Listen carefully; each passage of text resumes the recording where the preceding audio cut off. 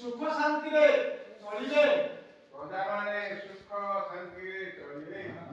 ଶାନ୍ତ ଉଦାର ଓ କ୍ଷମାଶୀଳ ଅଟନ୍ତି ଶାନ୍ତ ଉଦାର କ୍ଷମାଶୀଳ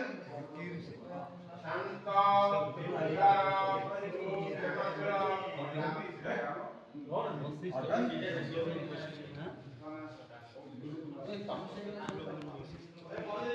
ଏବେ ଯାଆନ୍ତୁ ନଗର ମଧ୍ୟରେ